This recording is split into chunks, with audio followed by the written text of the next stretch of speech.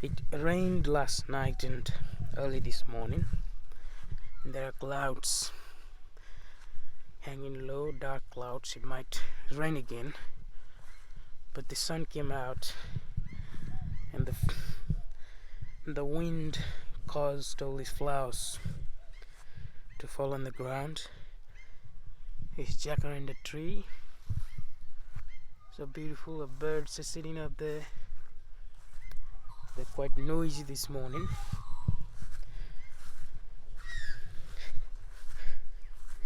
Here I am on the field. The dewdrops is sparkling in the sun.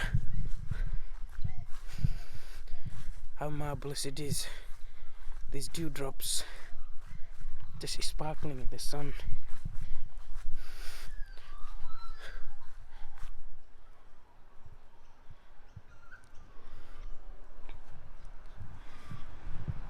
You know, we are all conditioned.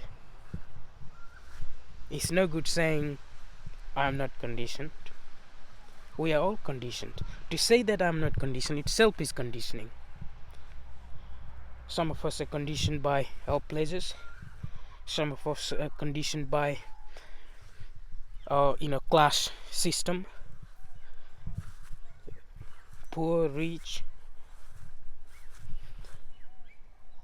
We are conditioned by all sorts of indulgence. We are indulged with so many things. We are conditioned by our nationality, our food, our language. The words can condition us.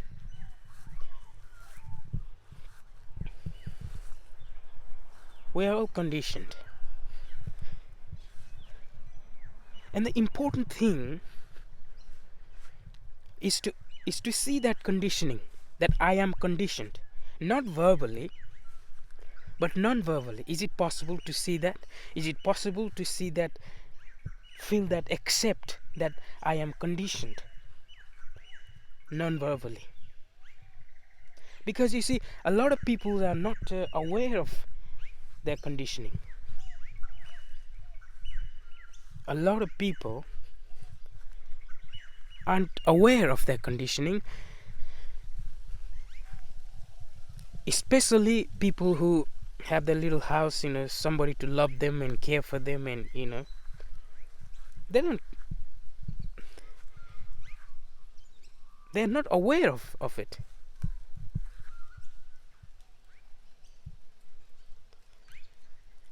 You see, there's a lady that I met quite a while ago. She lives by the bush, near the forest, where the birds live.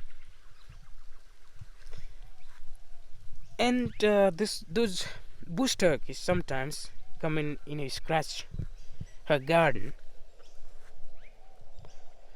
And she so despises them that she wants to kill them. And everywhere she goes, when she comes across bush turkeys, she's so conditioned that she just hates them. Oh, these bloody bush turkeys. And I politely said to her that you are human beings, and you are in their house. The forest is where the birds live. And it's not their fault. They don't know it's your garden.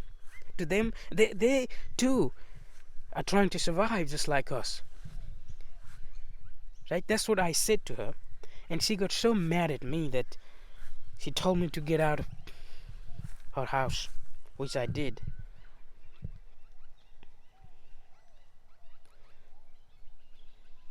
You see, when we're conditioned by something, our brain becomes so narrow. Put it this way, that there is cancer, and cancer is one of the most deadliest disease, and that it's our body, our cells, our nerves, or whatever it may be. It spread all over our bodies. In the same way, this conditioning is the cancer for our brain, for our mind. It kills all our sensitivity, and we become so dull, so stupid, that we can't even see a simple thing as it is. We just see everything through the screen of resistance. We're incapable of seeing things as they are. We see through our conditioning. We don't inquire, we don't question. We have already decided, we have already programmed our brain what is good, what is bad.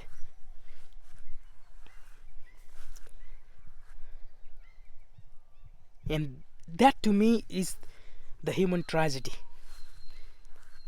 That is one of the deadliest poison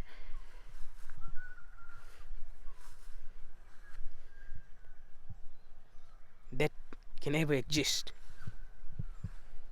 That is killing us, that is destroying us, destroying this beautiful planet. And we don't seem to realize what conditioning really does to us, does to our brain. And to see that, not verbally, but not non-verbally, to see it as it is, and to be with it. You see, I am conditioned.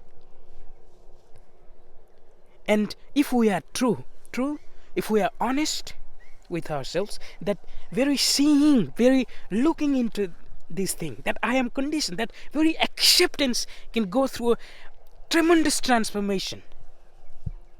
That itself is meditation, that itself is yoga, that itself is spirituality, if you like.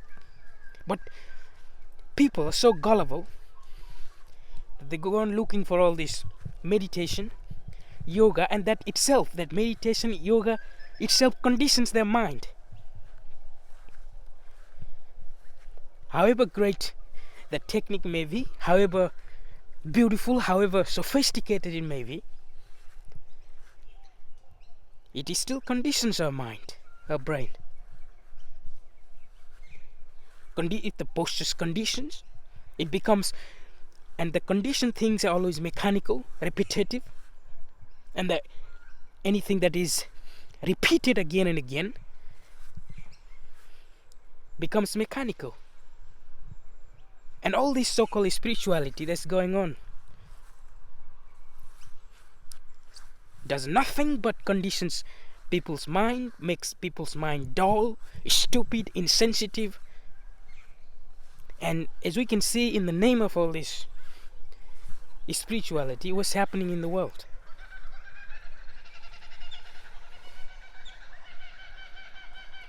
They all claim to have known everything, but they don't realize that when they say I know, what they know, their own experience, their only past, and they're trying to fill their present through their past. They may have some kind of experience. You see, if we eat rightly, if we do certain exercises, we naturally have so much energy in our lives. And if we're not stressed, if we're not frightened, if we get rid of all this jealousy, fear, all our stupidity that we do everyday lives, and we do right kind of exercises, right kind of food, right amount of sleep, if we do all these things, we naturally have a lot of energy in us, right?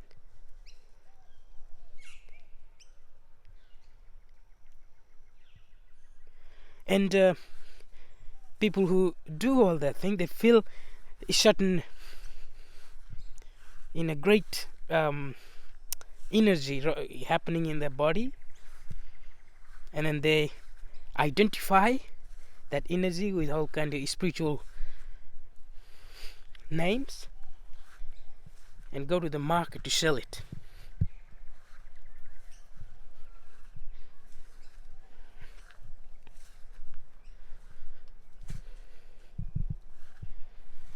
Isn't that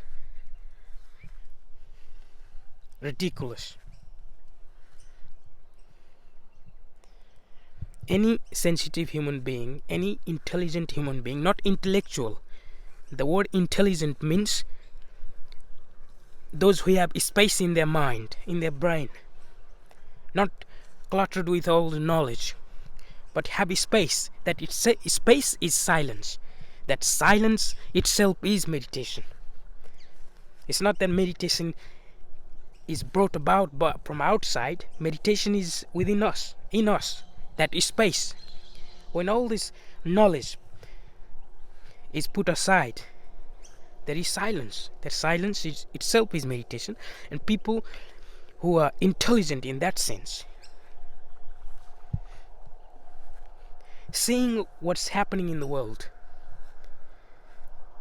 how our brain, our mind, we are conditioned by words, by our nationality, by our culture, by our religion, by our food, by various things, by our places, by our so on and on and on. When we see that,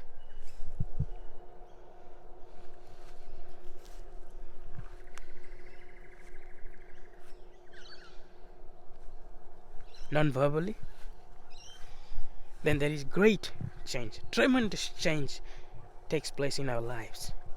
Can we do that?